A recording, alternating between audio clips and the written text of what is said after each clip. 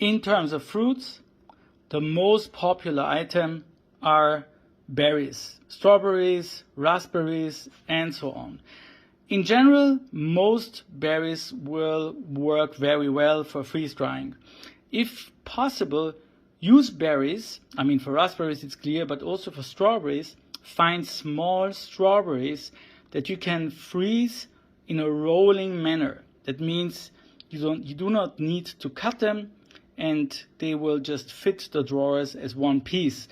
They should not have a diameter of more than 20 millimeters or 25 millimeters at max in order to be finished within 48 hours.